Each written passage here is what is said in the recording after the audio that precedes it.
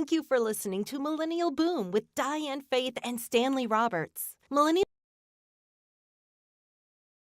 Welcome to the latest edition of Millennial Boom with Diane Faith and Stanley Roberts, where almost no subject is off limits. Now, here are your hosts, Boomer Diane Faith and Millennial at Heart, Stanley Roberts. Hi! You were pretending like there was no audio? Yeah. Watch there not be any audio. There's audio. What's up, guys? Good evening. Happy Sunday. Good evening. I'm sorry. We do that, the standard 5-minute wait, actually 2 minutes and 43 seconds. But I was told to give you guys a wait so people can get their popcorn, get situated. Oh, I'm hot. Oh, you are. You certainly are. The light is real bright. Well, we just adjusted it like 100 times. I know, but I didn't realize how lit I look. You lit? Lit. Oh, well, it's all good. Yeah. Oh, my shirt's covered up. Okay, that's okay. Irene, we lost today. You are not the first. You are the third. But welcome. Hello, everyone. So here we are, Millennial Boom. I literally just walked in the door. Literally just walked in the door. Just walked in the door. Y'all in for the night? Hell no. So, right. Because I was stuck in traffic on Highway 1 from Arata's farm all the way to Pacifica. It was gridlock. Well, I guess you can't call it gridlock because it's not a grid. It was just locked. It was jammed. Okay. And part of the jam is because... yes, Gabriel, my team lost to the Cleveland Browns today. Yeah, that's crazy. I don't even want to talk about it. Don't even want to talk about it. Oh, one guy wanted to fight me today over that. Was he a Browns fan? No, a 49er fan. Why do you want to fight you? Because I said to him, wow, did your team really lose against the worst team in the NFL? Of course that would make me want to fight someone. He looked at my hat first to see what team I was representing. And you weren't even representing I wasn't representing. I had an SF Ultra Arm SF. Oh my gosh. But he literally looked at me like I'll beat your ass. He was a hardcore. And how did you look at him? Did you look at him like, I will fight you back? I said, dude, don't go there. I was just asking. All I asked was, dude, how'd you guys lose to the worst team in the NFL? And the reason why I know he asked that guy that is not because I was there with him. I did not go with him today, but he asked me the same question. And I was like, you don't do that to someone who is of the losing team. No, you just don't say that. It was a legit question. It was a legit question that you knew the answer to. So why you knew the answer because you watched that messed up kick. No. So that's how you knew the answer. No. So why would you even? It's like he's just trying to you're just trying to throw whatever flammable things into a fire to make the fire bigger. The 49ers have won 5 games in a row? Yeah. 4 games in a row? Five games in a row. They were 5-0 before. So you guys want to fight me because you lost one? Oh, I don't want to fight you. I don't want to fight you. I'm just saying I could see how the other guy would want to fight you because you asked that dumb question. Oh, I just realized something. What? My head was on backwards. You had them on backwards the other times too. It made no difference. Well, now I can hear you better. What'd you say? What'd you say? Oh. Anyways, so yes, Gabriel, I had a long answer to your question. Hi, Irene. Hi, Dave Man. Pumpkin Festival, yes. Hello, Selena Tang. Good evening to all you guys and their women. Hi, welcome here to Millennial Boom with Diane Faith and Stanley Roberts. With no? I don't know. What are you trying to say? Spit it out. The opening where there's no... Never mind. Oh. Forget it. Okay, anyways, now I can hear you better. What you say, the statement is in itself irony. Now I can hear you better. What you say, that's what you said when you were first track. You know, Gabriel, he's full of irony. I don't follow sports, but Diane, did your team lose? Well, they lost. Beep. That was what triggered this whole answer to the 49ers thing. Oh, anyways. I just saw it. Sorry. Oh my gosh, you are so delayed. We're almost no subject is off limits. There you go. Thanks, Gabriel. That's the line I was trying to figure out. How do I not know our opening? Where no subject is off limits. Yeah. Here's Stanley Roberts. No, I don't even. You don't even know how to say it. It's like, what's my name? You guys, I hear this thing. For the most part, unless we have some technical difficulties, I hear it every Sunday, and yet I still don't know it by heart. For the last 3 years, we didn't have the opening for 3 years. All right, Fair enough. All right. Fair enough. All right. Almost okay. Yeah, Betty Veronica says almost no topic is off limits. Almost. Why do I have a heart there? I can't even see the. Where do you see a heart at? Right here. I was trying to read it here. I don't know. Somebody left you a heart. Her thing doesn't.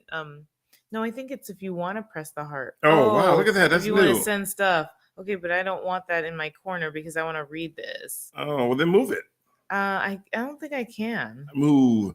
Get out the way. Anyways, okay.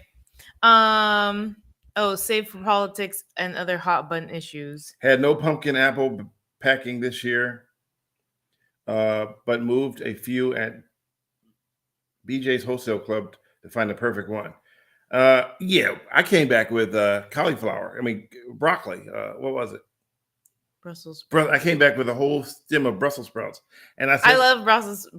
I said, I brought you a gift. They were unopened roses in the shape of Brussels sprouts. Yeah, I'm gonna make those tomorrow. She'll make them and she'll heat them up, and then we will have Brussels sprouts. I will roast them, and then he also brought a small pumpkin home. We should draw on the pumpkin, or you want to carve on it? I don't carve and draw on pumpkins. Oh. I just leave it sit. The longer you leave it unopened, the longer it lasts. The minute you open it up, it gets rotten inside. Did you remember when you were a kid and you draw a pumpkin? You carved one at home? No, never. I never carved a pumpkin before. Not even at school? I didn't even have pumpkins at home. No. You never carved a pumpkin your entire life? I didn't grow. That's why I asked if you wanted to carve a pumpkin. Oh, you've had the opening for 2 years and 9 months. 9.5 months. Yeah. Which is almost 3 years. Yeah. All right. Fair enough. Okay. Fair enough. So we got to redo the opening. I'll reach out to my person in Boston to redo our opening. We'll write something really fancy. Why? No, our opening is fine. It's just because I don't know it by heart doesn't mean that it sucks. Anyway, so I went to Arada's farm and yes, Betty Veronica has the right idea. What'd she say? Yum, roasted Brussels with olive oil, sea salt, and fresh garlic. Yummers in my tummers. Turmeric. Okay, so anyways. I never had Brussels sprouts. That's nice. East Coast. Do they have those at the West Coast? Oh, he's talking to Gabriel for that. Okay. So here's the deal. So I went down every year, except for the years I was in Arizona. I would go to Arada's pumpkin farm. Now, it used to be Brooke and I, when she was from like 4 years old, we would go every time religiously. We'd have to go to pumpkin farm. And she would always, the same thing. She wanted to go to pumpkin farm. She wants to do the maze. I let her do the maze. She wants to do the hayride. I let her do the hayride. And she goes, why do they call it a hayride? I said, because when you get done, you go, hey! We would always go. But now I went by myself this time. You went with me last year. But no Brooke, because she's full grown now. She's like almost 20. And so she got time for concerts and work. And if I want to see her, I have to actually go to her job and order food. Yep. And then she had the nerve one day. I went there to eat, and she was on her lunch break and looked at me crazy because I didn't give her a tip for eating lunch with her. But you weren't her. She wasn't my server. Weren't her. She wasn't your server. Exactly. But she still expected a tip. She was like, well, where's my tip? I'm like, you could tip your butt back in the back and put your roll back, your apron back on. Oh, man. So anyway, back to the pumpkin So I thing. didn't go with you either. You didn't go with me. I went myself this time. And I went through the maze, which I posted a time-lapse version of the maze on Twitter. How long did it take you? Well, just, you know what? It's funny because normally it takes people about an hour. I think for me, it was like more like, I don't know, 20, 40. Yeah, 20, 40. No, 12. 12 and 12 is 24. And then 12. And 36. So 36 minutes. Because I did it in increments. Because if I had tried to keep rolling the whole time, it would have been a long video of. So what I did was I stopped it and then restarted it again. So that way I put them all together. On wouldn't it be the same thing if you just ran it the whole time though? No, because my phone rang right in the middle of it, number one. And so I answered the phone and then I had to start all over again. And I knew that the person who answered the phone just called again. Because he said, I'll call you back when I'm done. But when I called him back, he did safe. Wow. Sorry guys, you had to hear that. Wow. Hopefully that didn't sound too bad. It sounded pretty bad in my ear, but it's okay. So I called him back, and of course he didn't answer twice on the way back because I was stuck. I left at 4:30 from Half Moon Bay, the southern end of Half Moon Bay. Mm-hmm. And it took me from 4:30 to 7 to get back home because it was just total chaos on the road. Okay, it wasn't that loud. All right. All right. So I was talking to some of the people there, and they were telling me that, this whole shoplifting thing that's been going on, well, they have their share of problems too. I can't. Who steals pumpkins? People are showing up with carts and, those little things you fold up and they unfold them and let you put your kids in. Well, like the one we have. Oh, yes. Yeah. So they're filling them up with they're coming in and load them up with pumpkins and walk out the door with them. Or there's no actual door. But they're just walking out of the exit. Right. Who steals pumpkins? So I don't know. Basically, they had to hire a security guard to stand there. And even when I went there and they gave me, I got a pumpkin and the Brussels sprouts, they gave me a little card. And I go, what's the card for? They said, because you can't get out without the card because if you don't have a card, that means you stole them. Yeah. So you got to have a card to get out. And the card is signed by the manager. And if you give that to the guy and he's like, and the security guard? Yeah. You have to give it to him to get out. So it's kind of like Safeway. And like Costco. And Costco, except for without the membership. Yeah. Yeah. Wow, that's crazy.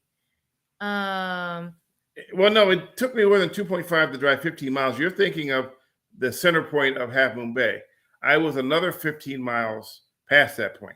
So the southern end look up Arata's Pumpkin Factory, and you will see how far away it is. It's pretty far down. Stroke TV Media's in the house, Stanley. Great to see you both. Good. Hey, Aaron. Good to see you too. So remember, this passive theft with no consequences is sad.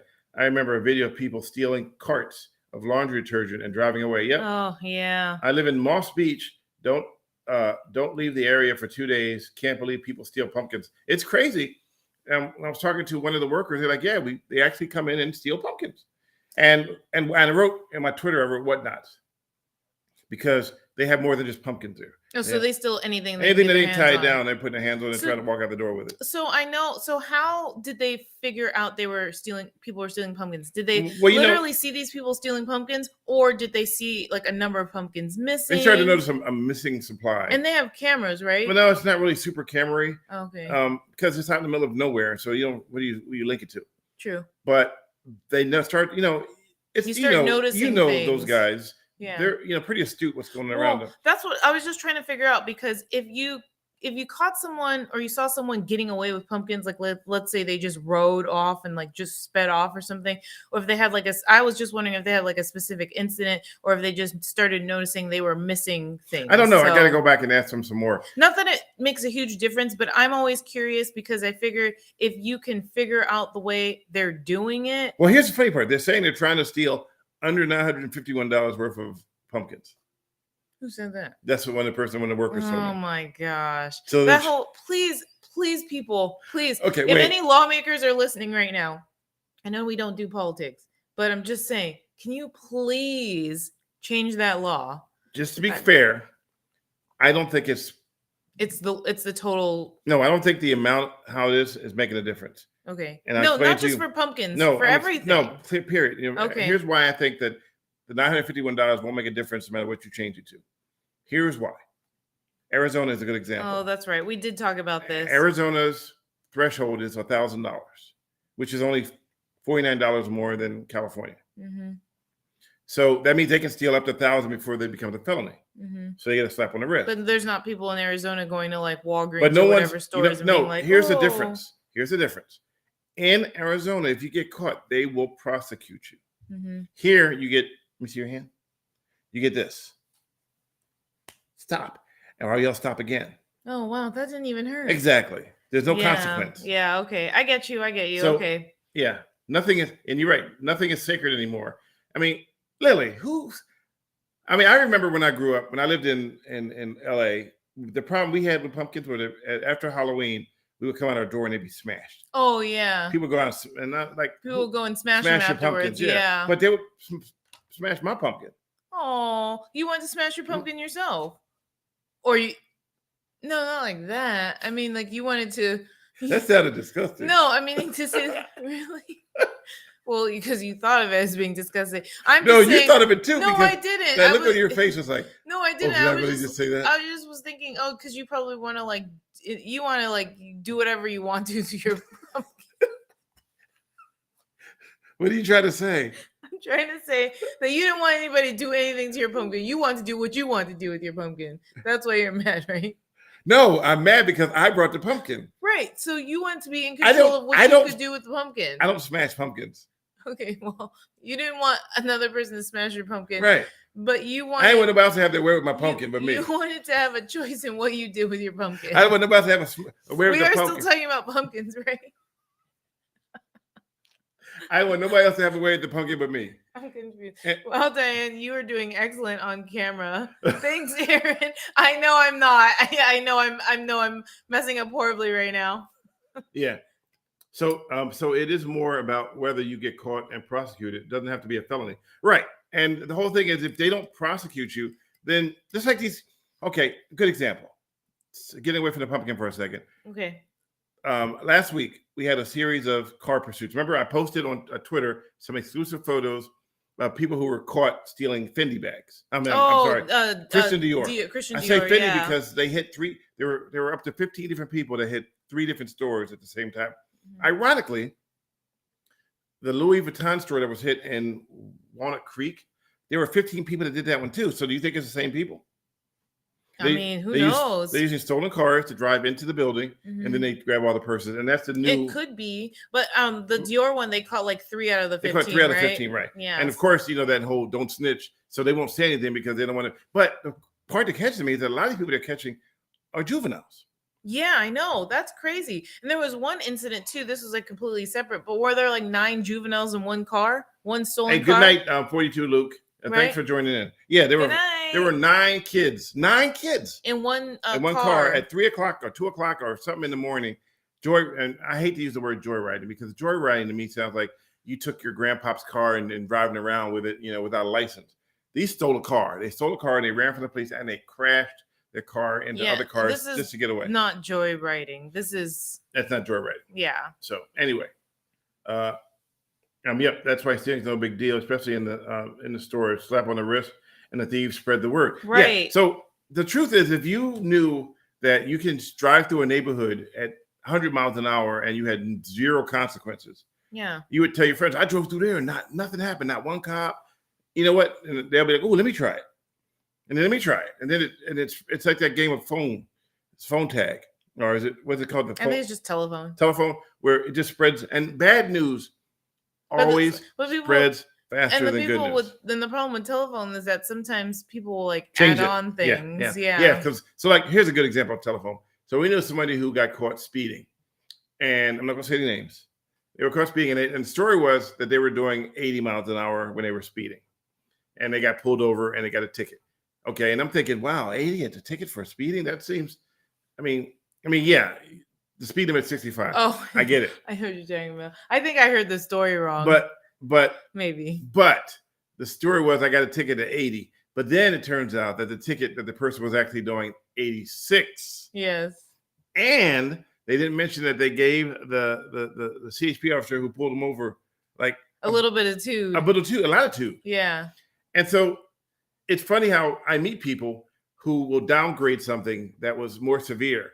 They'll make it sound like, oh, well, But to give this person the benefit of the doubt, I might have messed up that telephone thing when I told you, because she might have told me the correct number and what she did, and I could have just just completely messed it up. Mm-hmm. Yeah. So yeah. John says snitch. Oh wait, me? Oh, I don't know. Maybe this is a delay. Doesn't matter if they snitch if the police get their phones unlocked. Yeah. So, and I was watching a video the other day on Instagram, and I tend to look at stuff and see what's going on. And like I said before, you can always tell the fake videos from the real ones, like the fake airplane videos where there's some outrage on a plane. The windows are always closed. Oh, like if someone's picking a fight. Yeah. And you're like, oh my God, look at that fight on the plane. But if you look at the windows, the shutters, they're always closed. Mm-hmm. I don't know where they find a set that has a plane on it, but somewhere there's a set with a fake plane that everybody's doing these fights on. Are you sure that just because the windows are closed, it's a clear indication that it's not real? Well, here's a good indication too. So number one, who has a camera that is mounted up above, looking down at everybody and is static? Well, that's true. The whole time. Well, yeah, there are some videos I've seen with the shutters closed, but someone is filming with a cell phone. Right. And it's usually trying to make it look like it's a cell phone. Mm-hmm. They always have the look of a cell phone. But one of the key indicators is that the curtains are always closed on every single window. that's to avoid light to come in when they shoot it. Mm. So that, excuse me, that to me is an indication that it may be fake. Now, and then also you see like people do something that's stupid and you go, wow, I can't believe they did that. Okay, look at that. Let's do the math there. They did it with their phone in their hand, but yet someone else had a phone in their hand and had to record them doing what they did in their hand. Yeah. But it's gotten so bad, and I'm going to say this. It's gotten so bad with the, let me turn this a little bit this way, with all the fake videos that no one believes the real stuff anymore. It drives me crazy when you go through great pains to post a video that is authentic in every nature of the, and if somebody comes in and goes, oh, that's fake. That's all fake. Yeah. Oh, look, they were posing for the camera. Oh, it's fake.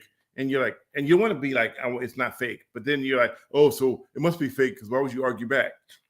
Well, no, I mean, that's the thing too, is that like, hello, Defong. People will say things they think just to aggravate you too. We're talking about everything except for nothing.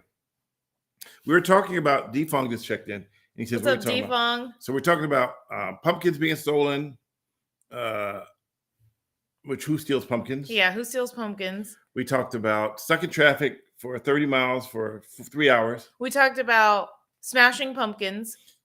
She talked about smashing pumpkins. I questioned her smashing repertoire, and she goes, well, that's not what I meant. Okay, all right, fine. It is not what I meant. And Gabriel's going, what does that mean, smashing pumpkins? Okay. All right. So you finish originally going back to what you were saying. So you're at this you're at the farm. At the farm. You went through the maze. You smashed some pumpkins. I'm totally just kidding. And they have a pumpkin problem. Now it's interesting. I want to know. They have a pumpkin theft problem. They have a pumpkin. I'm sorry. Yes, they have a pumpkin theft problem. That is a clear. I should not leave out words. What if what?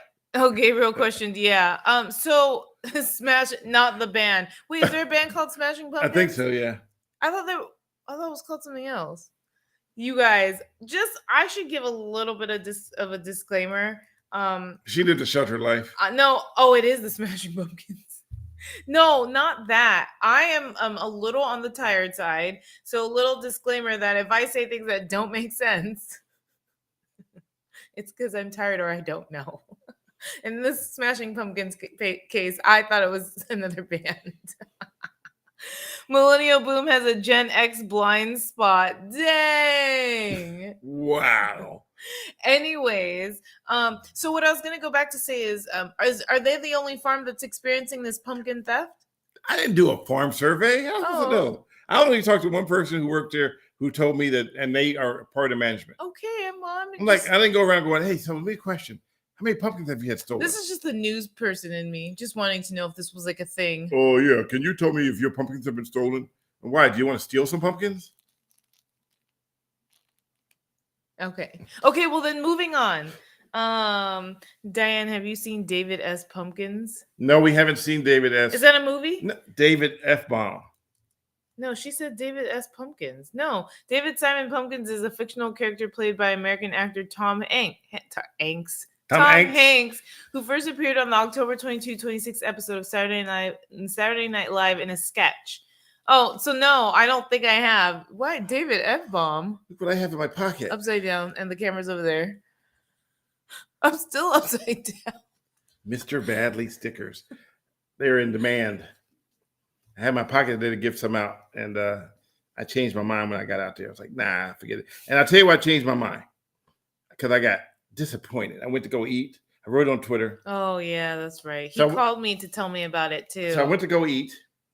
I drove there. Diane goes, aren't you going to get some? So first of all, we had a 10-hour shoot yesterday. Oh, actually for us. I was so tired. Let me take that back. We got up at 5. We got up at 5 We yesterday. got home at 8.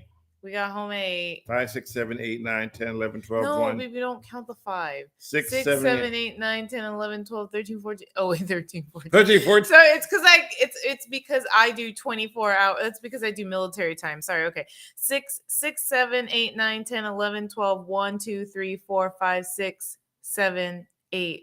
That's 15 hours. So here's the deal with the stickers. If you want a sticker, and I'll say this again. Here, let me do something for you.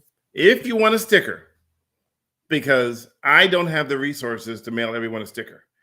Send me a self-addressed stamped envelope. Gosh, that's a lot of Stanleys. With $1. The $1 will cover me to buy more stickers so I can give more away. Oh, isn't he so cute? And I will turn around and mail you a sticker. I'll drop it in the self-addressed. If anybody knows what a self-addressed stamp envelope is, means that you put it an envelope that is inside of an envelope that I can open up. It's already mailed. It already has a return address. I drop it in there and I send it back to you. This is a lot of Stanleys. Yeah. And so what I do is these aren't free. I have to make these. So these are Mr. Badley stickers.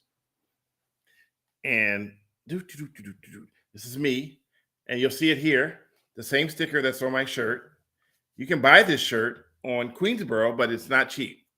It's embroidered. I love that you wear yourself. Oh, you know what's worse than wearing myself? Wait, let me show you this. Hold this for a second. Uh-oh, what? Hold on. Oh, no. Are you going to take off your sweatshirt? Yeah. Oh, no. Come on, don't take off your sweatshirt. Oh, he's wearing himself underneath himself, guys. Look at this. He's wearing himself underneath himself. Okay, take this one off, too. You sure? I'm just kidding. Where's your... I have a Mr. Badley tattoo. Oh my gosh, you totally don't have a tattoo. Why did your white shirt change the lighting of reflection? Oh, okay. So, and you notice it took the glare off of you. I did. Yes, yeah. it did. Oh no, it came back. Okay. So here's how it works with the self-addressed stamped envelope. Because I can't do all the work. I mean, you guys want me to send you, I got people saying, send me stickers. Okay. Well, I don't have the time to sit down and write envelopes all day long. So self-addressed stamped envelope. Pitch these cheeks. Can I pitch these cheeks? Babe. And we will turn it around. And how do you find the address? I know you are. I don't have your address. How am I supposed to know where you go? To MrBadley.com. There is the address written on there on the information. Take the address. Send a self-addressed stamp. Watch somebody get it wrong. Self-addressed stamp envelope. Blah, blah, blah. Self-addressed stamp. Say that fast 10 times.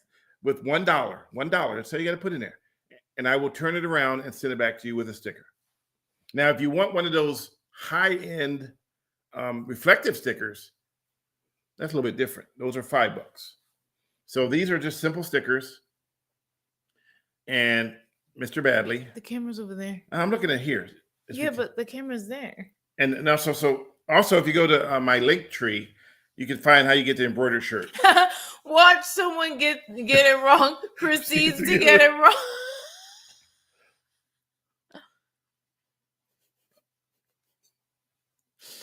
Anyway, as I was saying. Dan Gabriel calling you out. What I meant by get it wrong was that they will send me an envelope and say, can you send me a sticker, but nothing in it. The envelope is empty? Yeah. There's no self-addressed stamped envelope. Some people won't even put their return address. And they'll say to me, I sent you a letter to get a sticker and you didn't respond back. Well, first of all, you sent a letter to get a sticker. You didn't include the $1 and you didn't include a return address. And I specifically said. You what? Specifically said. Oh, okay. The $1. That's all. Not coins. Don't put any quarters in there. Just $1 bill. Now. What about a $2 bill and you can keep the change? If you send me a $2 bill, I'll cut it in half and send one back to you. Well, what a waste of money. Oh, wait. Did you do my No. my poll? No. So there's a poll. What is the age for the draft? And the question I have, you have to read the question on there. No, you told me about the poll. Yeah. When will there be a Mrs. Badley sticker? There will not. There will not be a Mrs. Badley sticker. Nope. She's already stuck up. She don't need a sticker. I am not stuck up. Oh, never mind.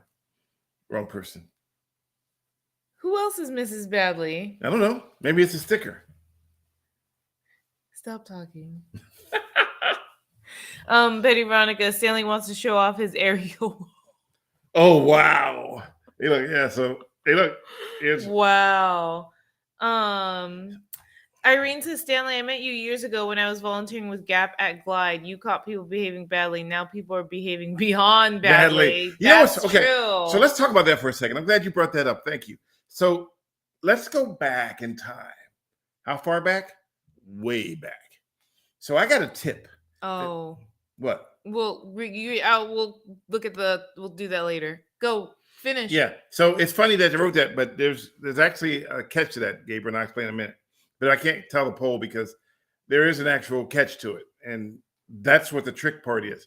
That the government says one thing, but the actual reality is something different. So, as I was saying, are you paying attention? Or are you watching that? I'm paying attention and watching that. What was I saying? Mm-hmm. Oh, no. What was I talking about? You're talking about Glide. When you met Irene at Glide. So the original, people give me tips.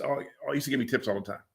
This tip was, hey, if you go to Glide during the Thanksgiving giveaway, I believe it was. Oh, yeah. Mm-hmm. You'll see people getting bag after bag after bag. Remember, bag after bag after bag. And put them in a car. And I'm thinking, okay, well, they're exaggerating. Can't be that bad. Sure enough, I watched one group get in line, get a bag, go to their Mercedes, pop the trunk, which already had 6 other bags in there already. I'm sorry, I'm not laughing. Take off a layer of clothes. And change clothes? And get back in line again. And I'm recording them with their trunk open because because apparently no one's ever called people out for that. Mm-hmm. And since they didn't actually speak English, I couldn't have a conversation with them. But they literally had a bag, and it wasn't just 2 people. It was like 4 people, and they would strip off the layer of clothes and go back in line again. Strip off a layer of clothes and go back in line again. And it turns out that they were selling them at their grocery stores. Around the corner? No, these were selling at their own grocery stores. Wait, they had grocery stores? They had grocery stores, and they would fill them up with these bags, then go to the grocery store and sell the stuff on the counter. Now, the station wouldn't let me do that because they said, well, if you did that and you were wrong, then you would be sued. But how did you know they were going back? Because I got so many tips about the same thing. But the thing that got me the most was that they were selling them out in the street. And I remember that part. And it was crazy because they were going through the bags, and if they didn't like something, they threw them in the trash. Cans of food were being thrown in the trash because they didn't like it. Or they were selling it back and forth. And it was like, this is crazy. Mm-hmm. And no one believed it until I actually showed it for the first time. I didn't even know that was happening. I would go every Thanksgiving because it was almost a couple of days before Thanksgiving, because it was almost guaranteed that it was going to go on. Mm-hmm. And then one year, the year I was about to leave, 2017. 2017? Because we left in September. So 2017, they cleaned it up by putting bans on people so that they couldn't do it again. Mm-hmm. But they only did it because I kept highlighting how they were doing it. Yeah, no, they go back to normal? I understand that once I left and I was there anymore, they just said, oh, well, whatever. So they didn't even really see it as a Dave, problem man. Then. Yeah. Thanks, Dave, man. So they sold stuff out on the sidewalk, and it was rice. And the argument was, well, because there's always someone who wants to gaslight you when you show something up. No matter what you do, there's a person that will come on and gaslight you mm-hmm. and criticize you. Or like, for instance, with the when I wrote the story about the restaurant, which we're going to go back to because I kind of got away from it for a second. Mm-hmm. I posted and somebody writes, "Oh, Stanley hates poor people." I never said anything about poor people. Yeah, you didn't. They were just putting words into your mouth. Right. So they like to come up and gaslight you. And a lot of people like John. John knows that kind of stuff. He's out there, and some people are reluctant to write stuff on certain platforms because they know that the first thing happens is they get gaslit. And with me, what happened to me is always minimized. They always try to minimize it that, oh, well, this happens to me too, but okay, whatever. I'm not in your shoes. I don't know. Yeah. The thing I think for me is like when someone shares their personal experience, for someone to try to make that personal experience sound invalid or gaslighting you to make it seem like, oh, like what you experienced was very minimum. So, one question. Selena Tang, answer your question. Yeah. Well, they usually sold it within a block. Most of the stuff was sold on Market Street. Why do you grab my arm to answer a question? Oh, because I was going to let you know that I want to come back to you in a second. That was my way of saying I'm coming back to you. Oh, okay. And also, it's the reason why it was because it has a reference to what happened today. So I go. Okay, yeah. So I go to the restaurant, and first of all, I get there and I'm like, I want to find a seat, but they said, hey, it's going to be about 20 minutes. No, he told me 15 minutes. And then another people came in, and he told me 20 minutes. 2 minutes later, another group came in. He told them 15 minutes.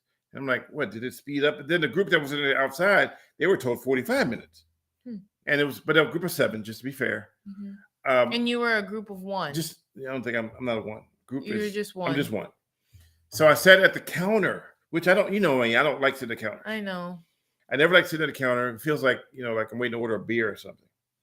And there's a gentleman sitting next to me. So first of all, let's go to this side of me. To the left of me is there was a elderly Asian woman who was sitting there, and she looked really sweet, a little sweet.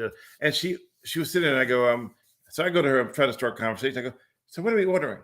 Right? And she looked at me like, why are you talking to me? Yeah, why are you talking to me? So then I realized that she wasn't nice. That no. She was. I don't think she really. No, she spoke. And I realized she spoke English later. I'll tell you why. So she looked at me and she didn't really respond. She just and she ordered. She asked for what do you call it? They had a special menu for the pumpkin festival. So she asked for a menu, and then she looked at the menu, and then she ordered hot chocolate. They brought her the hot chocolate. She drank it really fast. I've never seen people drink hot chocolate that fast. And then she paid with a $50 bill. And I was like, I was moved to the point where I was like, look, if you only have a 50, I'll take care of the chocolate. It's so the lady goes, do you have anything smaller? She said, no, I only have a $50 bill. So she had to cash the $50 bill for a $3 glass of chocolate. Didn't dawn on me why she did that. What caught my attention was that when you come in the door, it says, the restrooms are for paying customers only. She needs to use the restroom. So she needed to go to the restroom. So instead of her trying to go in the restroom, she just sat down, ordered a hot chocolate, paid for it with a $50 bill, and then went to the bathroom after she drank it. I'm like, wow, that's commitment. She wanted to use a clean restroom. I get it. I hate public restrooms. She wanted to go, but then there was a gentleman sitting next to me on this side. He used to be a geologist. He told me and he was like talking about videos and whatnot. And he gets his bill, and I still have it's in my, and it says 18% service fee for the pumpkin festival. And he goes, what is this? He goes, the manager, the owner, what is this? She goes, oh, don't worry about it. You don't have to give us any more tip. We just put the tip in there because, and then she says, and she's talking to him, I'm not even in the conversation. Not even partially in the conversation. But then she reaches over. Now remember, we're at a counter. He's here. Oh, I can't see it. Is she across from you guys? He's on the other side of the counter. Okay. So she reaches over and she goes, yeah, some people don't like to tip. Did she look at you? She looked at me. And then she says, but not you. And so that's why we put the surcharge there, because some people don't like to tip. And I'm like, why can't you just say because some people don't like to tip? Why did she have to Why did she have to grab me to say some people? And the guy was sitting next to me. He goes, well, yeah. He goes, it was interesting. I was like, he goes, and so he still left the $5 tip, even though he already been charged like $12. But to be fair, on the bottom the tip was lower, so it was 1%, 2%, 3%, 5%. So if you were going to tip again, add more to what they already charged you. But 18%, gratuity used to be, it meant to ensure proper service. Tips. It's a acronym, or some people argue it's not. But when you add it, and she literally said, we can't call it a tip because that would be illegal. So we call it a service charge. Yeah. But I think, and this is my opinion, that should be on the door before you come in. We are adding a service charge because of the festival. Or it should be on the menu. Like when we went to one place where it said groups of 5 and 18% gratuity is already included. Yes. Hello? I know, I'm sorry. Something caught my. What is this? QWERTY. Oh, I don't know. Okay. It's on Twitch. Yeah, it's weird. So I don't know. Anyway, continue. No, I'm just saying that the heads up on the service charge would be nice to find out beforehand, and the place that we went to had something on its menu. Yes, I agree. In San Francisco, though, they do a service charge for certain restaurants, and you don't find out till you get the bill. Well, I didn't find out till I got the bill. 18%. So I'm saying this happened to us in San Francisco. So right. So I had a mimosa, which was $12, which I get it. I expect to pay that for a mimosa, and a $23. But even with all that, and then they added the tip to it, it came to $50 almost. Then they added another. You could add more tip if you want to. But again, she reached over and goes, "Oh yeah, some people don't." And I'm like, "What are you trying to say?" But then she clears it. I mean, just don't leave out that part. Well, and also don't touch me. Well, why would you need to touch me to reference that some people don't pay? Yeah. So I took it a different way than most people would. Well, I would have thought that she would have said that if she had held on to me and said most people don't pay, but most people don't tip, but not you. But I've never seen it before in my life. Then I would have thought she would have been implying that either like I don't pay, but like or some people like. I get what you're saying. Maybe some people of my color or some people of my gender. And William's right. Blacks are known to be bad tippers. So when they have been referencing that, she may have been referencing. Yeah, but why is that even? Why should she even do that? Especially as an owner. That reminds me of a story about tipping. Yeah, I went into a restaurant once, and we had the worst service in the world. The worst service in the world. Because they knew you weren't going to tip. And I asked the lady, and I go, well, why is the service so bad? She goes, well, because Black people don't tip. So you assume that I'm not going to tip based on stereotypes. So I felt like it felt like it was a self-fulfilling prophecy. Yeah, you had to give a good tip. But why should you give a good tip if the service was so bad? You know, it's crazy because, and I will admit, I wrote a tweet about this the other day, that if you some people will go to church it up, and give all their money to the Lord, which I'm not complaining about giving money to the Lord. That's knock yourself out. But then when they go to a restaurant to eat with all their friends, they sit in the restaurant, 20 people, they all tax the waiter to the end. Like they want 800 servings of cottage cheese or something. Or they want 26 cups of coffee. Or like my daughter, she said they sat there at her booth for 5 hours and ordered tea. Yeah. And then walked away and didn't even leave it. She makes her money off of tips at the table. Well, and see, William says Europeans are bad tippers as well. But in Europe, they don't have tips. But then the thing is that when you go to Europe, it's already included. Yeah, it's already included. It's already included because that's what I learned when I went to Spain and I lived there for like 6 months. I was like sitting there with my friends. We were all from America and we're like, oh yeah, we got to calculate the tip. And the waiter was like, no, you don't have to. It's already included.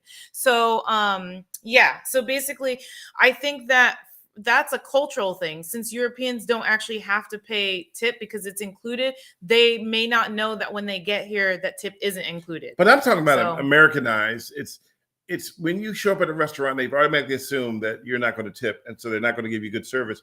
It becomes a self-fulfilling prophecy. You gave me bad service. Why did he tip you? And then they go back, I knew it. Why would I give them good service when they're not going to tip me anyway? See, and I think that's a problem. So I get it. Restaurants want to get they want to give you good service, but they want to be paid for that service. So if they expect that you're not going to give good service, they don't give you, or I'm sorry, if they don't expect to get a tip, then they don't give you good service. I think that is completely effed up. And I hate that because then we're going to go back to these stereotypes again, right? We're going to go back to someone, and I'm just going to say. And I'm a good tipper. You've been with me. I'm a good tipper too. Yeah. But I tell them, don't eat yellow snow. Really? Okay. But here's how I am when I go to restaurants. If I at all feel that I have had mediocre service, not so great, maybe even bad service, what I will do is I will still give them a 15 or 20% tip. I just will never go back there again. That's my thing. That's how I've decided that I do that, because I really hate the fact that when you don't give a tip, you're looked bad upon. But I see it this way. Sometimes what I try to understand is if I think the food was good, but the service was bad, then I justify me still giving a tip. If I think the service was good, but the food wasn't good, I still will give a tip. But if at all my experience in its entirety wasn't that great, I will still give a tip. I just will not be back. So that's the way that I do it, right? As much as I think to myself, man, these people really don't deserve a tip. Okay, so remember, let's tell this story real quick. And I want you guys, we're not going to say whether we tipped or not. We want you to tell us what if you had done that situation. Yeah, wait, hold on. I like John's thing. 15, friendly indicator that they didn't do their job. 20 base tip. Yeah, because I normally will give 20%. If I feel like they didn't do a great job, I will give maybe 18.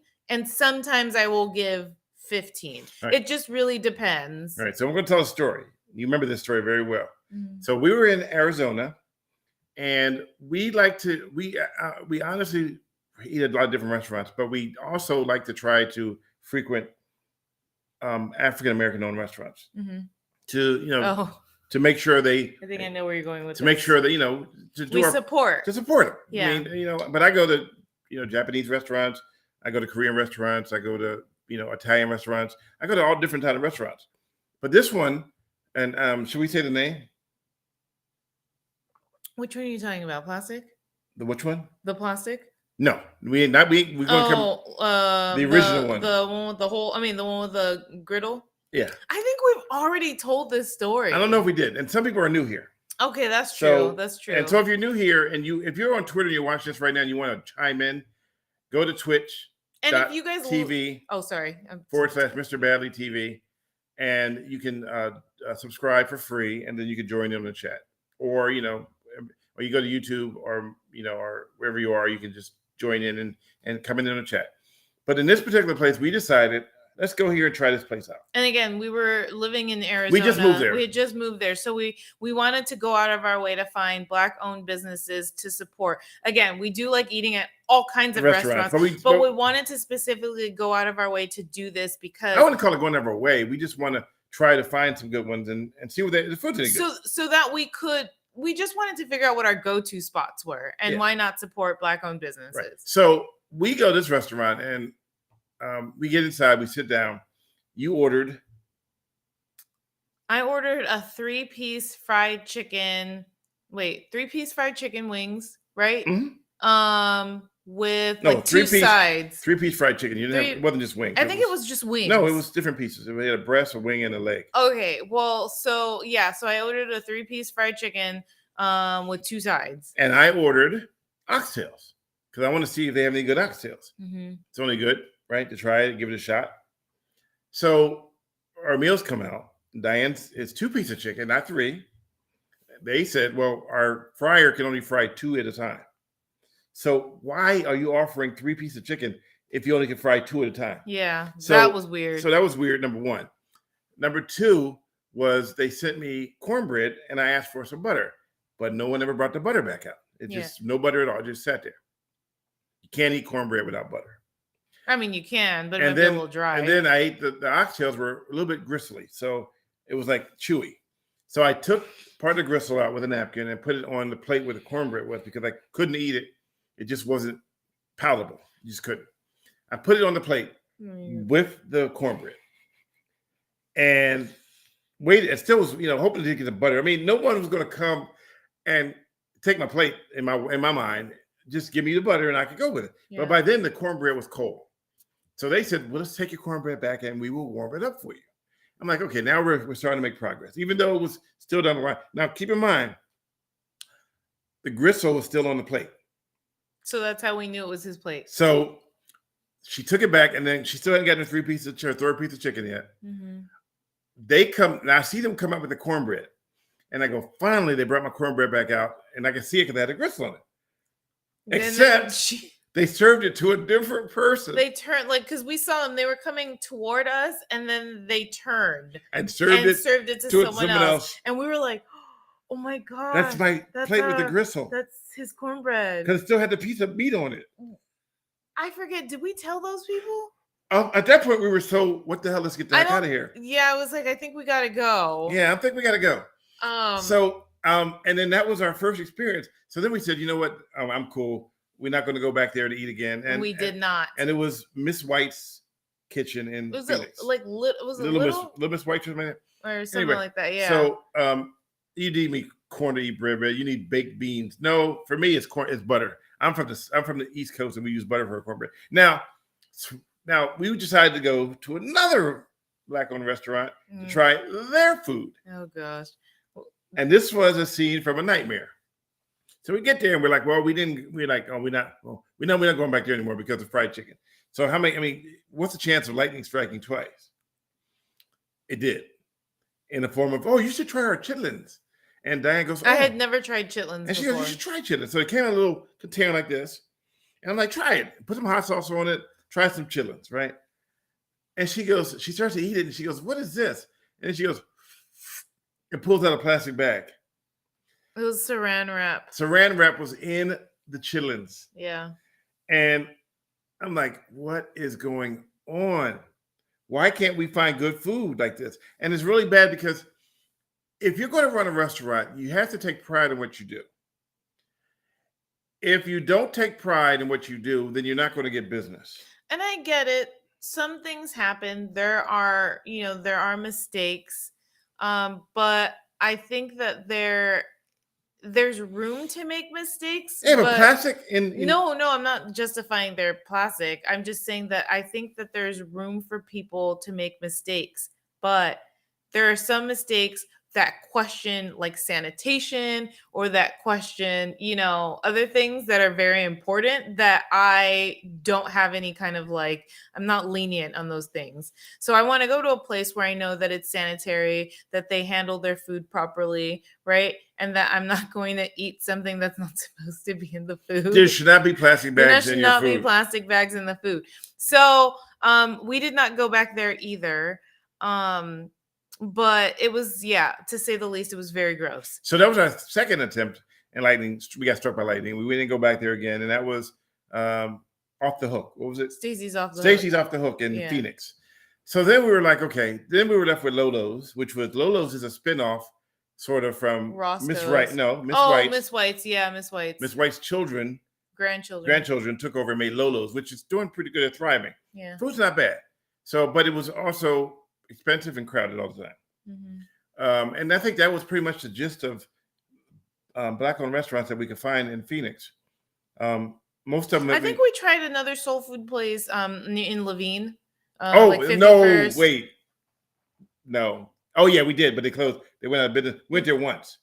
Oh, I know which one you're talking about. The gas station? It wasn't even the gas station. Oh. It was, okay. You guys. So we were literally on a mission to find some soul food. Yeah. Little mission. So we put in Google and said the nearest soul food restaurant. And I was really upset because Google said the nearest soul food restaurant was Kentucky Fried Chicken. And I was so mad. I'm like, that is not soul food. No, it's not soul food. Not at all. How the hell is Kentucky Fried Chicken considered soul food? So he's like, okay, we found a place way out somewhere. Yeah. We drove for that wasn't Levine though, right? It was not Levine. But the place out. I'm thinking of is a different one. But we'll talk about that one in a minute too. Yeah. So we went to the one way out. Mm-hmm. And we're like, okay, where's this place? Yeah, we circled because we even parked in front and we're like, wait, this is a liquor. Oh, it was a liquor store. It was a liquor store. So we're driving around and like, okay, where is this soul food place? It's like, can't be, because the liquor store had thugs outside. Yeah. It was thug life inside. I'm like, okay, this can't be it. Yeah. There's too many thugs out here, And we went at night. Went at night too. So it was like thuggish, ruggish bones, liquor store, like the hardcore liquor store where 40 ounces. I can't with you. They had the 40-ounce bottles on there, so it's like hardcore thug stuff. And people in their cars, the music playing, I'm like, this can't be it. So it must be around the block. So we go around the block. There's nothing there. Nothing there. It's an empty lot. Yeah. I'm like, where is this place? We're like, wait, is it? How did we figure out it was inside? Were you like, I'm just gonna go inside and ask? And then I think, let's just go look inside. Yeah. And we go inside and it's like they got crack pipes and bongs inside the glass. Yeah. And you go like further back, and there's this little kitchen back there. Yeah, there's like a window, hole, like a hole. Yeah. And one table that you can sit at, but the table was like lopsided. Yeah, lopsided. There was a thug life at the table. Soul food places in Phoenix. Good luck with that. I know, Jeanette. Well, we were, that's one of the reasons why we kind of didn't stick around, because we couldn't find really. There were several reasons why we didn't stick around Phoenix, but again, we had our pros. We had our favorites. We actually really did like Phoenix for certain things. I think that when it came down to it for us, knowing that we lived here before and we called this place home. When we say Bay Area, we call the Bay Area home for so long that we knew eventually we weren't going to stay as long as we thought before we moved, because we had a certain idea. Well, we literally went there with the idea that, okay, we're here long enough, we like it. We're gonna buy a house and we'll just, But then we just realized that, and no disrespect to the people of Phoenix, but there is a lot of idiots out there on the road. Well, I mean, okay. There are a lot of idiots out here on the roads too. Yeah, but I mean, there's a disproportionate amount out there. I mean, they literally be driving on a freeway and then turn into a wall. Who does that? Yeah, I mean, bad drivers everywhere. Well, I guess when we think about it for our own experiences, I got in a crash in Phoenix because some guy ran a stop sign, and before that, I hadn't gotten in a crash for like 17 years. So, and I lived in LA before I lived in Phoenix, and LA drivers are really bad too. But for me to say that I believe Phoenix drivers or Arizona drivers really are worse than LA drivers says a lot, because and I thought to myself, and I had several conversations with people that lived in Arizona too, and we came to the conclusion that we believe it's because there are a lot of transplants there. And, during the wintertime, you have snowbirds. So there are really people from all over the place. We always say, it's winter because the license plates change. Yeah. So because there are a lot of transplants there and they bring their own driving habits with them, we figured, okay, maybe that's why there's so many bad drivers. And the sidewalk was only 2 inches wide, and the highway was like 6 lanes. Remember, the roads like Indian school. Yeah, it's very wide. You could walk on Indian school and feel the whiz of the cars going by you. Yeah, because we lived in an area where it was 35 miles per hour, and there were people just driving like 60, 65, like it was a freeway. So, basically, again, loved Phoenix for certain reasons, didn't like Phoenix for other reasons. So we did have a hard time finding soul food there. We didn't like the drivers. The heat was really not that great either. But going back to finding restaurants and soul food, wait, so Jeanette says that soul food place next to the liquor store with the window, that sounds like Flint's Barbecue on San Pablo back in the day, or the original Phillips Barbecue on 43rd and Lamert behind the liquor store in LA. I've never tried those places, actually. So I remember growing up in Philly, we used to take the Broad Street subway and get off at Broad and Erie, I think it was. I think, you help me, correct me if I'm right. Is it Broad and Erie, or is it Broad and Olney? I think it's Broad and Erie. I can ask Jeanette because she was in Philly for a while. And you get off the train, and there was this great soul food served out of a guy with a rolling cart. And what? Yeah, he would be out there, and 3 o'clock in the morning, you leave the club, 4 o'clock, and he's out there. You can get barbecue sandwiches, you get fried chicken sandwiches. It was just some really good food out the side of, and then we came back. That's weird. Came back to visit. He grown up and brought a RV, a big camper. Mm-hmm.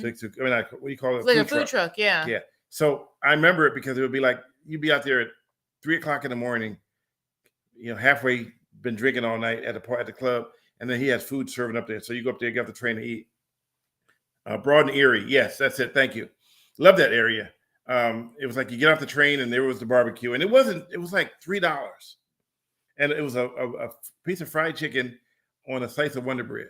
Oh yeah, you and your Wonder Bread. Yeah, that is where you found out Wonder Bread was bad for you. No wonder they gave it to us all the time. No wonder it was Wonder Bread. Yeah. Gabriel says there was a radio host whose name I won't mention who said about drivers who don't know how to merge, quote, then comes the accident and people die, and worst of all, I'm inconvenienced, end quote. Dang. That's harsh. I love the people that cut you off and then look at you like, yeah, you did something wrong. I hate, so I was telling Stanley this because, again, he went to the farm today, and I spent some time with my mom.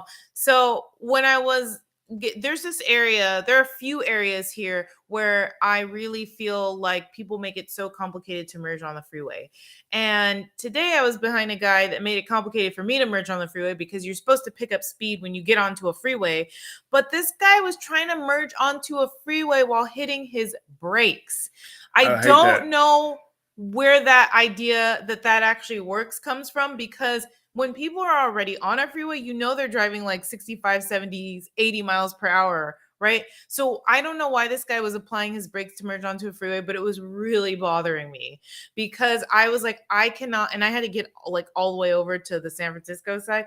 So I really, I was having the worst time trying to merge driving behind him because I couldn't pick up any speed. So Irene wrote, I grew up with Wonder Bread. Wonder Bread was really good when you grew up. It was a different kind of good. And I had government cheese. So we'd make grilled cheese sandwiches with butter, government butter and government. So you had government cheese, government butter, and Wonder Bread. And it was, and you would fry it. I'm sure it was good. Oh my goodness. So good. Well, back then we had cast iron frying pans. We didn't have all this, non-stick. And yeah. So you heat it up and you put some butter in there and you fry it on one side. You get it brown, then you flip it over and the cheese starts dripping off the side and you cut it in half and you eat it and you're like, oh man, that was too good. So you want to go make another one. But the second one was never as good as the first one. Well, that's because the anticipation. Yeah. The first one, you already got it. So, pork roll. Yeah, I never really got into the pork roll, but I did get into Philly cheesesteaks. I am a Philly cheesesteak. He loves Philly cheesesteaks. Aficionado, and I will fight you if you try to tell me that you put bell peppers. And so I realized the other day, though, that some people think that cherry peppers are actually bell peppers because they're green. They're unaware that there's two separate types of peppers. There are red cherry peppers, which are hot, and green cherry peppers, which are sweet. They're not bell peppers. They think the green cherry peppers are bell peppers. Yeah. Oh. But I've been to places where we got great cheesesteaks, and we put, you put a bell pepper in my thing, I'll jump over that counter and fight you. I will not buy a cheesesteak. I've been so disappointed by cheesesteaks in most cases that if it says Philly cheesesteak, I'm like, nope. Like that Arby commercial. We have the beef. Yeah. With bell peppers. Dun, dun, dun. Yeah. Betty Veronica says, at Gabriel Shapiro, did Stanley say, correct me if I'm right? I didn't catch that. Did you? Correct me if I'm right? Yeah, I said on purpose. Oh, did you say that? Correct me. I don't know. I probably did. Okay, I want to go back to asking a question to you guys, and I'll ask you this question too, although I think I might know your answer. I want to go back to tipping real quick because... How much do you tip real quick? No, tipping real quick. I just want to go back to this real quick. Real quick? When you guys, because Betty also talked about self-serving. Oh, no. Selena, I think, referenced self-serving yogurt. Or was it Betty? I forget. But my question is, okay, so say you guys go up to, you have to order first at a place, right? They don't serve you. You order at a place. You pick up your food at the counter. And then you go back and sit down. So they're not serving you. You're ordering at the counter. Then when they call your number, you go and pick up the food at the counter and you sit back down and you eat, whatever.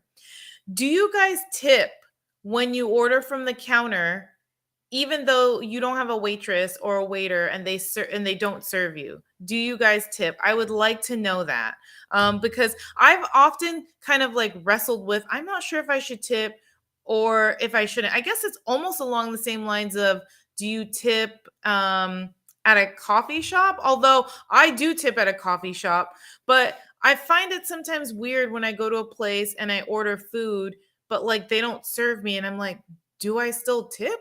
Maybe do I just not tip 15, 20, 18%? I don't know. Have you seen the passive aggressive way they get you to tip? Yes, I have. When you put in your card, the tip part shows up first before you can finish the transaction. Before that, it used to be you get the receipt and it would have a tip on the bottom of it. How much and tell you how much the tip's going to be. Yeah. I'm like, you literally just handed me a donut. Yeah. Now you want me to give you a 20% tip for handing you a donut? Yeah. Yeah, so that's why I get really confused. I want to know what you guys do. I'm going to tip my ass out the store. Because I do tip for coffee. Like I tip for drinks. You know what? Part of that might be because I was a barista at one point. And so like, I really appreciated being tipped for making drinks. And also I take a lot of pride in the drinks that I made. So I'm like, I remember an old Seinfeld episode where he said you have to tip. You can't put the tip in. George Costanza, you have to wait and put the tip in so they can see you put the tip in. Oh yeah, I do remember that because George pulled it back out because they didn't see him put it in, and then he would put it back in. But it looked awkward because he reached his hand in the tip jar. And the bad part is, I got caught up in that psych one day. I was like, I told you, I was like, oh, I think I've seen you do that too. Don't put the money in until they can see me. Yeah. And I'm like, I'm tipping.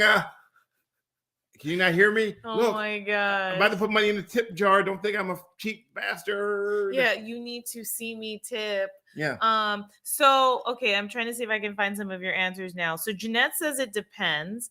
Gil says no fing way. Oh, effing. Hell no, don't tip, says AH. Gabriel says I order from the counter once per century at best and I don't tip. You know what's funny? Selena Tang says I guess no tip. Gil says, why would you tip at minimum wage law set? I'm reading this wrong. Why would you tip at minimum wage law set points? It's BS. So some people argue, though, that in some states, the minimum wage is still $7. Oh, I know. Yeah. In some places, the minimum wage is $2. Yeah. Oh, really? Not way out and somewhere, not here. Well, because San Francisco, what is it, 15 or is it 12? I know some places now it's going to be 20 soon. Oh, wow. Okay. But they only live off the tips. Okay. Okay. And that's, the restaurant is making off like a bandit because they're paying you $2 an hour to do manual labor, and then you $2 an hour, $2.50 an hour in some places. Yeah, this is not here. I know this is where the cost of living is probably significantly lower. Can you imagine making? I mean, no disrespect to people making $2 an hour. They knew they were getting into the job. Yeah, but that just seems like sometimes that may be their only option too. So Jeanette, Betty says barista looks like a stressful job. Yes, it can be, especially when you're new, or you have a long line and you're the only one working. Had that happen. Jeanette says the burrito place I used to work at had a tip jar at the counter. We would get a share of the tips at the end of the shift. Yeah, I learned that some places do share the tips because we did that. So here's a question for you. We were working too as a barista. Which is better, cash tip or credit card tip? Cash tip. Why? Because for credit card tips, you have to include that as part of your taxes. Now, right? Did you know though? Do you have to claim your cash tips too? That if you don't claim your cash tips, now it's hard to figure it out because you can't say, but the government can come back and go, well, we assume you make this much in tips, so we're going to charge you for that. So we need to start paying taxes on those tips. So what is better then, credit card or cash tip? Well, if you give them a credit card, then they're not stuck with you probably don't give a crap if they have to pay taxes. I mean, I'd prefer to help, especially if it's someone I'm seeing routinely. Yeah. Like if it's someone like my esthetician or something, or like a hairstylist. Like if I'm going to see them routinely, I do care about how they get their tip and if it helps them because I'm seeing them all the time. So what's better, cash or credit card? I guess it's something I should ask them. It's up to you. I mean, cash would be, you're giving them, when you give somebody a tip in cash, you're basically saying to you, hey, look, I trust you to manage your own expenses and pay your taxes. Mm-hmm. The average now I went to a restaurant. Remember we went to one the other day, and the guy says they will take credit cards for the food, but you had to leave a cash tip, yeah, because they didn't want to. And his exact words to me were, because I don't want to have to pay taxes on the tip. But in actuality, you do have to. You should, and you have to. But if you don't do it, and the government decides, I mean, the chances of them coming after you are pretty slim. Yeah. But what if they do? Yeah. And they go back and go, well, we want to check with, and they go back and audit the store. Hold on. I don't know if I claimed my taxes for my cash tips when I was a barista. Yeah, I know. Did I? I'm an engineering technician in California, and I only make $30 an hour in San Diego. So the kid makes 2/3 of what I make. This is his first job. Man. Wow. So yes, cash tips are better, but I'm back to the whole thing is, you have to pay taxes on cash tips.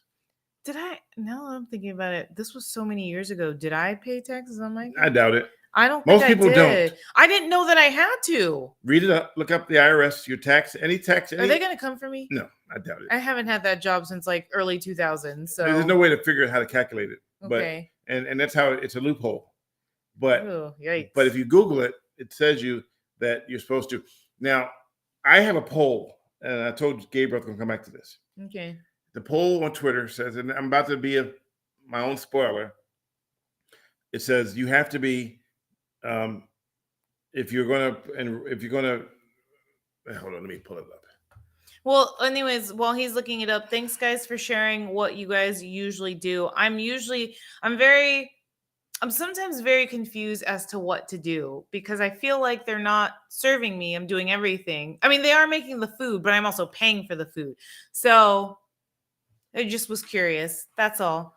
So wait. Betty Veronica said, Diane, don't announce that. Well, I was like thinking, I mean, who knows? This was like early 2000s and maybe I did. I just really don't remember. So someone wrote here, according to the California government website, service charge. Yeah, California is not taxable, but IRS, they are. California won't get you for cash taxes. Tips. Oh, okay. But IRS, if you look it up, and maybe if you find something different, let me know. But I was under the impression that you have to pay taxes on them. You have to declare something. And if you don't declare anything, then they assume that you're lying. So the key is declare some of it.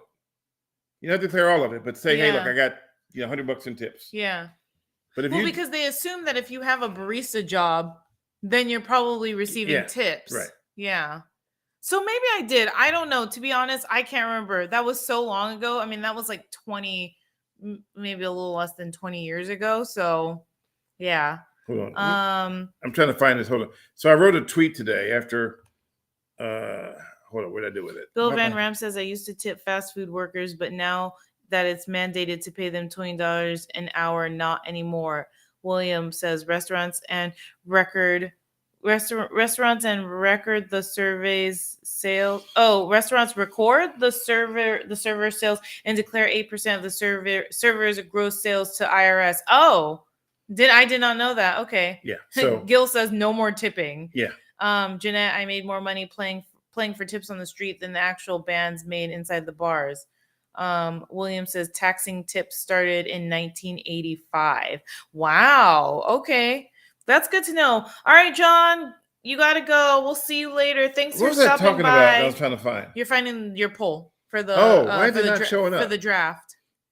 It's weird. It's not showing. But while you were finding it, I just wanted to I wrote all men ages 18 to 24 must register for the selective services. Now, if you go to the website and I'll click it, it says that you have to be 25, between 18 and 25 to register. To register. That's the key. That's the key phrase there. To register. So if you don't register between 18 and 25, then you're in violation. Did you register? I did when I was 18, but when I went online to check my registration level, they said they have no record of it. But they also said that if you registered a long time ago and we don't have it, let us know and we'll track it down. And the only reason why I even looked it up, because I read today that the U.S.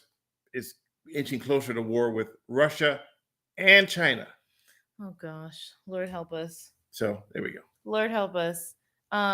Gabriel said you wrote 18 to 64, not 18 to 24. No, I know. I think that was on purpose. That was on purpose. Because here's why it's this way. And I'm like I said, it's a spoiler. So if you're following this right now, you'll know. But if you're not listening, then you won't know. The age to be drafted is 18 to 64. I did not know that. So, but you have to register.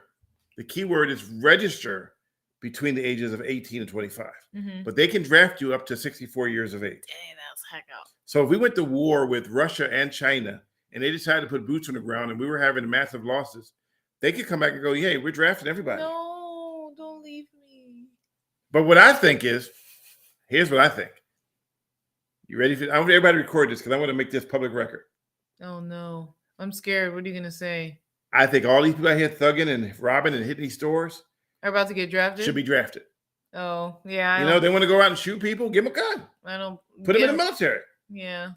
Let them go out there and chase people in cars and blah, blah, blah. Let them do what they want to do. Put them in the military. Draft their asses. Get them off the streets. Draft them. 16 online? What does that mean? I don't know. We have more than 16 online. You might be 16 online at on YouTube, but we have more than that. But that being said, I say take them on, put them in the military. If they want to act like they want to be thugs, live that thug life, you know what? Thug life. You in this thug life. You said thug life like, I don't know, like 5 times in this. Because Tupac had alopecia and he was my soulmate.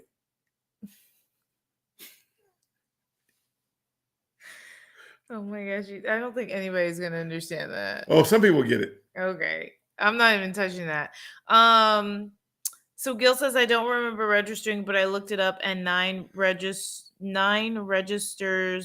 What?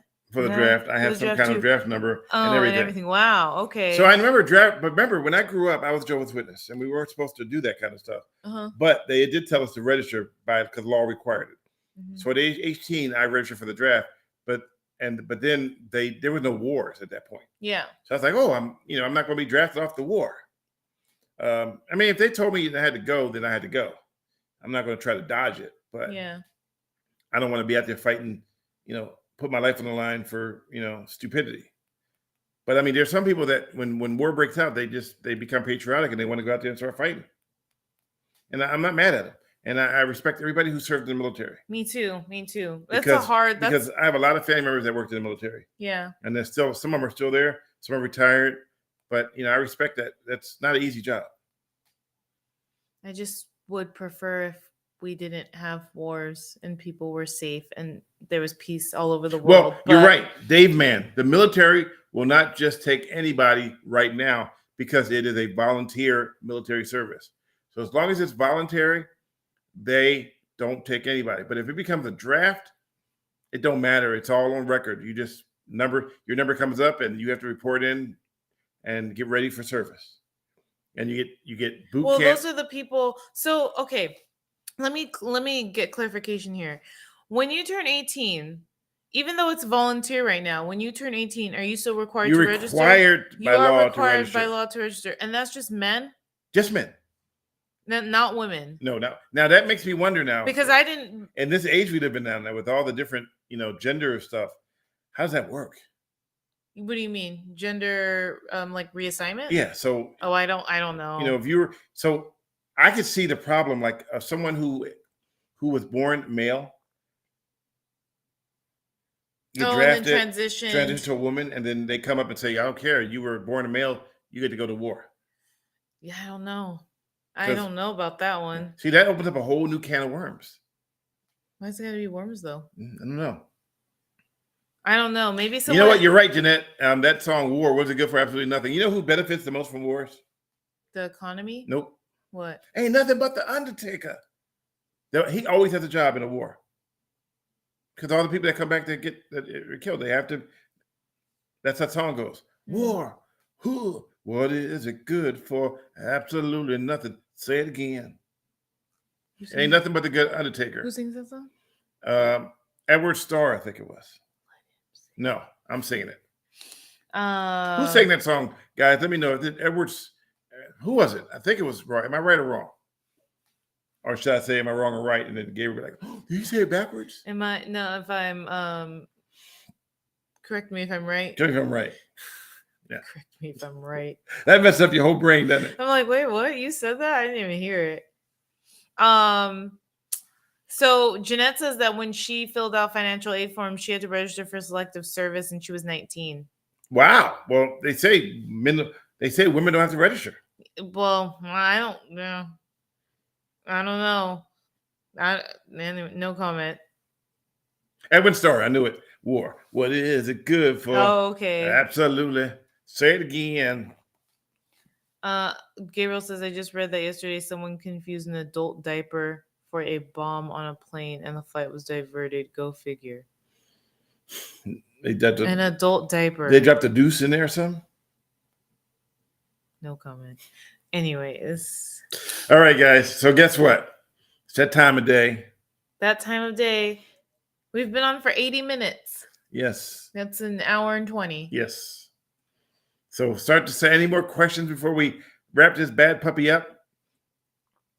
Bad puppy. Let's make a rap group called Bad Puppy. Well, they already have a guy named Bad Bunny. Yeah, we should make one called Bad Puppy. And then Bad Bunny and Bad Puppy get together. They'd be rocking out. I'm cool. No.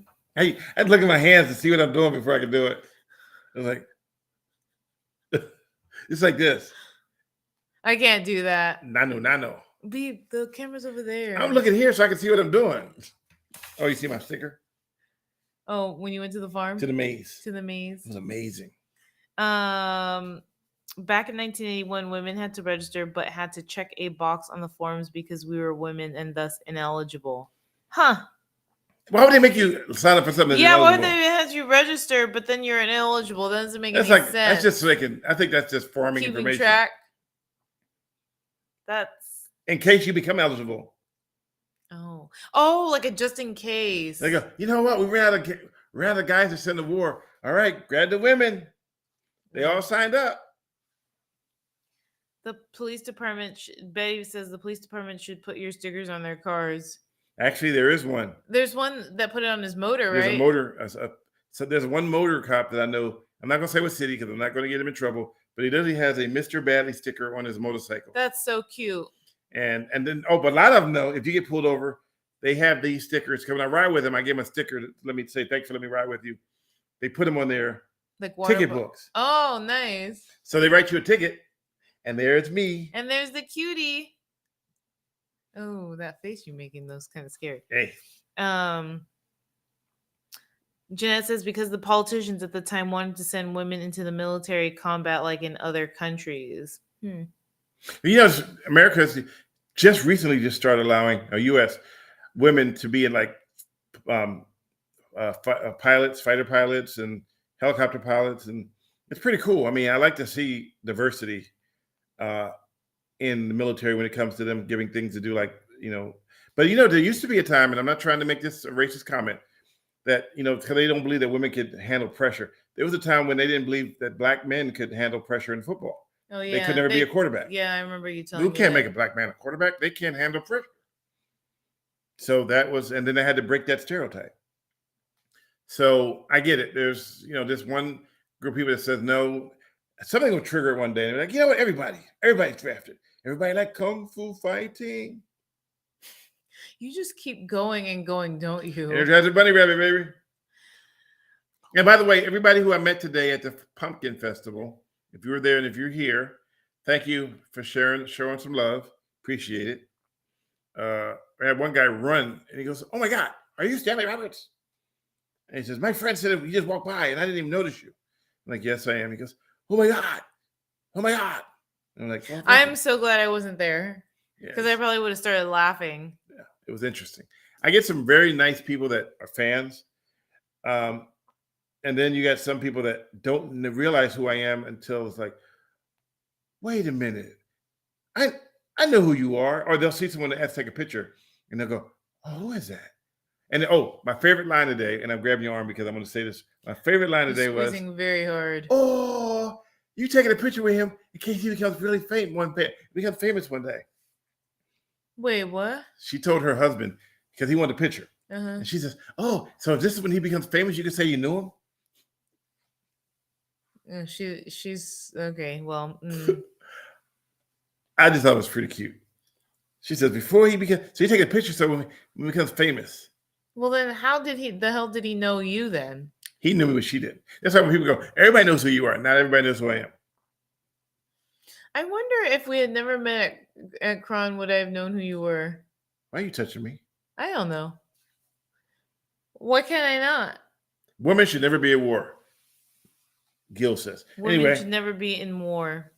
All right. So I asked for questions. No one had any. I would prefer not to go to war. So my brother-in-law, San Carlos, on his PD bike cop has a dead head sticker on his bike. Now it's funny because San Carlos doesn't have a police department. San Carlos is run by the sheriff's department. So he's a sheriff deputy with that on his bike. Is what you're telling me. Wait, where did you go? Where did it say that at? Where did you go? Oh, I think today. Where did you go? Probably because people are running into you. Because God Bless America was a little late. Oh, I went to the Pumpkin Festival today. Now, ironically, and this is my ending comment, and you can help me out here. We were shooting yesterday for 10 hours. And I posted video on Twitter, Instagram. You can see the truck. We're to give you an idea, Ultra SF arm. And I laughed because people were like, "Oh my God, you used to remember you used to do everything by yourself. And now you got like a whole team of people." So you saw the car. I saw the car. It was really cool. Pretty cool, huh? Yep. So it's 5 men stuffed in this little Audi with equipment up the yin yang. And there's one seat for me, the director, that lets me watch everything. And I have a 2-way radio and I'm like, action. And then everything, it was like making a movie. It was like, so I like action. And then I let the shot go. And then they wouldn't stop rolling. So I say, "Okay, cut." And then the assistant director would be like, "Cut" on the radio. And then they would all cut. But the funniest moment of the entire thing was we have an actress who was driving one of the cars. And we said to the actress, "Wait right here and we'll come back and we will figure out what to do next." So we come back and the actress did exactly what she was told.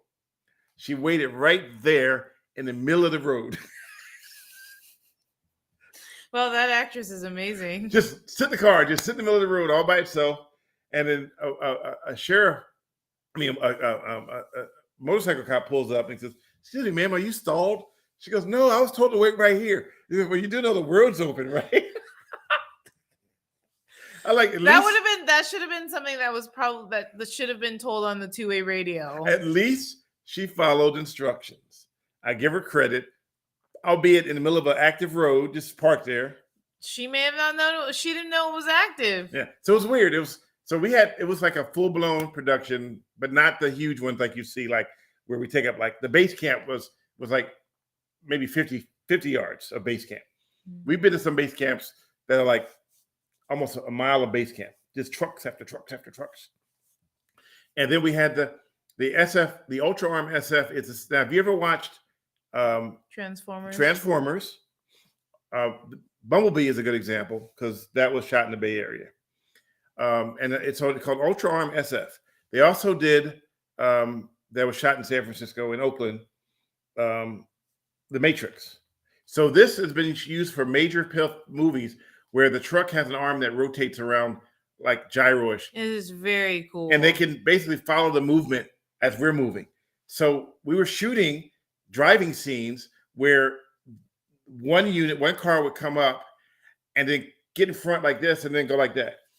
I'm not going to give away the details. We're going to wait till everything's done. We got to go over the dailies, and we also have to shoot some the other extra parts. But we shot, like I said, for 10 hours. We took an hour lunch. Chef May from Hip Hop Barbecue supplied us with breakfast, lunch, and snacks. So that was fun. We got a chance to eat. They fed us. It's weird though being a director because normally in my entire life as TV, I've been told what to do by other people. Now you get to tell people what to do. It was weird because people were just standing there going, "So what do you want to do next?" I'm like, "What are you looking at me for?" Because you're the director. Oh, that's right. I forgot. I am a director. All right, action. So you have to remember to call action, or else people just stand around. Yeah, action, and then yeah, it's like action, and it's like. And then I'm sitting in the back, and it's weird because the screen is literally this close to your face.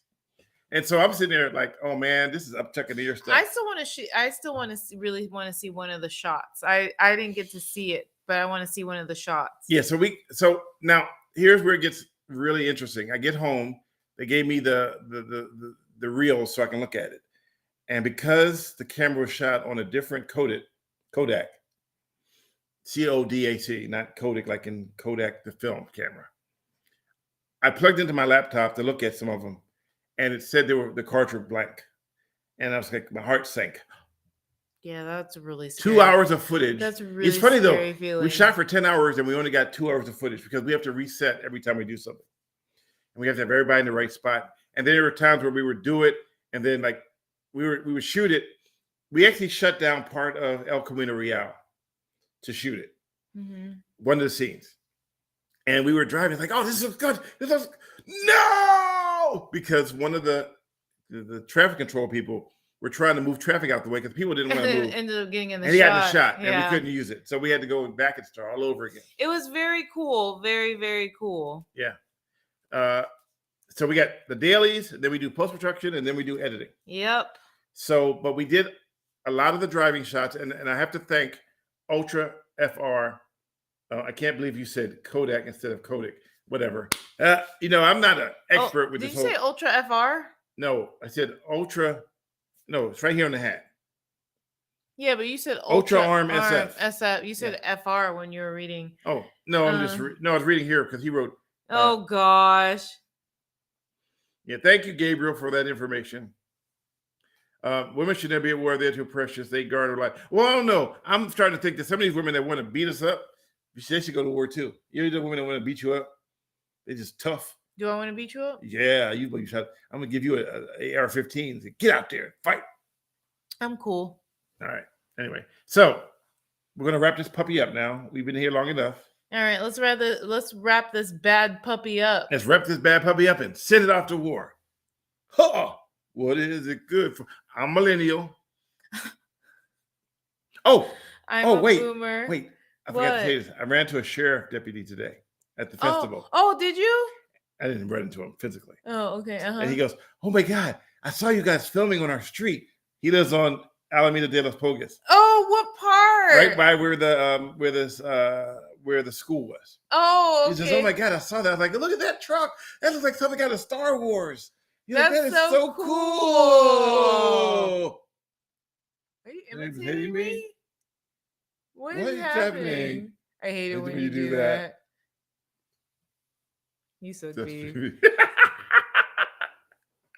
All right, guys. I'm Millennial. I'm a boomer. And we do appreciate you guys being here. You could be anywhere today, but you're with us. And that makes me happy.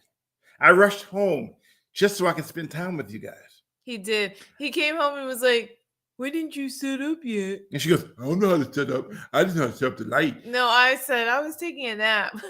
I was tired. But I wanted to rest so I could be energized for you guys. I was hoping to film a video this weekend per request from some bad bus drivers. Good night. Show us random old photos next week for fun. So if I can find some, if you want to find random old photos. Oh my gosh, you should see random photos of this guy. He is such a cutie. He still is, but what? Online all the way from Wichita, Kansas. Hey, welcome. Eli. Is that Eli? I can't see it so small. Oh yeah, online. Nice. You guys have a lot of tornadoes out there. Eli from Wichita, Kansas. Isn't that where which of the West? Isn't that where what's her name got sucked away? Wichita, Kansas. Dorothy. I guess. I don't know. Anyway, so welcome. We usually, our friend from Germany didn't show up, and our friend from Hong Kong. I feel like Stefan was here. There was a guy named Stefan, but I don't know. It might have been a different one. Yeah, Wizard of Oz. That's right. Yep. So Wichita. That's where Dorothy was sucked away, and then she landed on. You know what's weird about the whole Dorothy thing, and if you think about the movie, she never left Wichita, Kansas. No, she was in her. Wasn't she dreaming? She was not. I guess she got knocked out and dreamt the whole thing. Yeah. And then so it's like she got gaslit. You and this gaslighting. But her dream became a whole movie. Yeah. It was all a dream. I used to read Word Up magazine. It's really, really, really did. Okay. On that note, guys, I'm a boomer. I'm a millennial. You've had it backwards. Okay, well then hurry up. I'm a millennial. I'm a boomer. And we appreciate you guys again. Thank you. And try to have a good night. Have a great week. And how about them 49ers? Oh, wait. That's messed up. Oh, Lord. Help me. Any other comments before I hang up? Nope. Everyone's saying good night. All right. I'm going to find the little button here. Good night from San Leandro. Way out in San Leandro. Eli, thank you. That's messed up. Love you. We love you too. And everybody hang up. This time, normally we hang up first. No, you hang up. No, you hang up. No, you hang up. No, you hang up. I want to see the numbers go down to 0, and then I'll disconnect. Right now it's at a certain number, but let's see if it goes down. Okay. Okay, it didn't. All right, good night.